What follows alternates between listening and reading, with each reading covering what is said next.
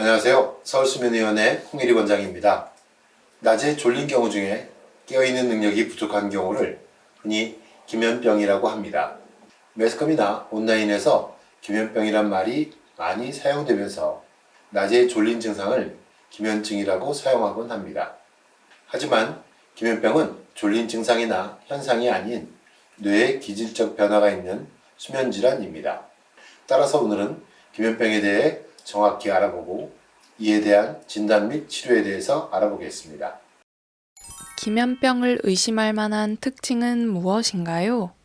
낮에 졸린 것을 호소하는 사람들 중에 주로 초, 중, 고등학교 때 조절하기 힘든 졸음이 생겨나고 이후 졸린 증상이 지속되는 경우, 또한 졸린 것 이외에 감정 변화가 올 때 몸에 힘이 빠지거나 잠에 빠지는 증상이 나타나고 밤에 꿈을 많이 꾸고 자주 깨는 느낌이 오며 가족 중에 같은 증상이 있는 사람들이 있는 경우가 있으면 기면병을 의심해야 합니다. 기면병의 원인은 무엇인가요? 기면병의 원인은 아직 명확하게 밝혀지지는 않았지만 하이포크리틴이라고 하는 각성 유발 물질이 부족한 것이 기면병의 가장 강력한 원인으로 주장되고 있습니다. 하이포크리틴 분비 세포가 어떤 원인으로든 파괴되거나 재구실을 하지 못하게 되면 기면병이 일어날 수 있다는 것입니다. 하이포크리틴 분비 세포의 파괴를 유발하는 기전 중에서 현재까지 가장 많이 의심을 받았던 것이 자가 면역 반응입니다. 자가 면역 반응이란 세균과 같이 외부 인자를 공격해야 하는 면역 체계에 문제가 생겨 자기 몸을 공격하는 반응을 말합니다. 하이포크레틴에 대해 자세히 설명해 주세요. 하이포크리틴은 뇌가 깨어있는 것을 유지시켜주는 역할을 합니다. 뇌가 깨어있으려면 생체 리듬이 기본이 되고 몸에서 척추를 타고 올라오는 전기적 자극과 뇌에서 분비되는 히스타민과 같은 물질에 의해 각성이 되는 것이 필요합니다. 이 여러 가지 깨어있게 하는 자극들의 강도가 불규칙하게 높았다 낮았다 하는 것을 하이포크리틴이 어느 정도 조절해주는 역할을 합니다. 1960년대 백열전구가 전압에 따라 밝기가 강했다가 약했다 하는 것을 변압기가 전압을 일정하게 유지하면서 전구의 밝기가 일정하게 유지된 것처럼 하이포크리틴이 변압기 역할을 해서 깨어있게 만들어줍니다. 이런 이유로 기면병이라는 것은 하루 종일 잠에 자는 것이 아니고 깨어있다가 순간 잠에 빠지는 것을 조절할 수 있게 되는 것입니다. 기면병은 어떤 증상을 보이나요? 기면병의 증상을 크게 구분하면 두 가지 범주입니다. 하나는 본인이 조절할 수 없이 낮에 졸린 것이고 다른 하나는 꿈수면이 조절되지 않는 것입니다. 낮에 졸린 것의 특징은 많이 자는 것이 아니고 참을 수 없는 졸음이 나타나는 것입니다. 밥 먹다가 자거나 대화하다 잠을 자거나 컴퓨터 게임 등 집중하는 상황에서도 조절되지 않은 잠을 자게 됩니다.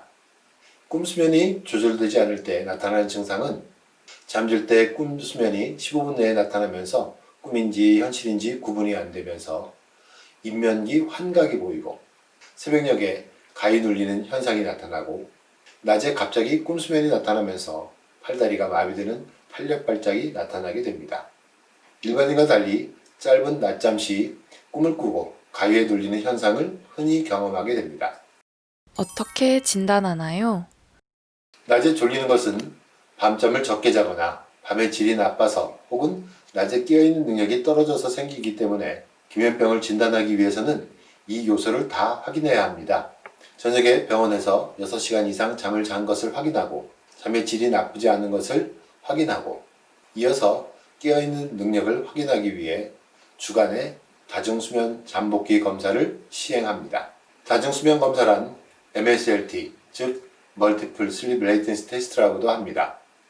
2시간 간격으로 5번 낮잠을 재우면서 뇌파가 잠에 드는 시간과 꿈꾸는 잠에 들어가는 시간을 측정하여 기면병 여부를 확인합니다. 어떻게 치료하나요? 약물 치료가 필요한 병입니다. 중추신경 자극제인 메틸페니데이트나 프로비질, 누비질 등을 사용합니다. 탄력 발작 시 항우울제 중 이펙사 등을 사용합니다. 약물 치료와 더불어 규칙적인 생활 패턴을 유지하면서 낮에 활동이 증가하게 되면 몸에 피로도가 쌓여 밤잠의 질이 좋아지게 되어 낮에 졸린 정도가 조절되기 쉬워집니다. 이는 잠의 선순환으로 이어집니다. 따라서 밤잠을 확보하는 것이 중요합니다.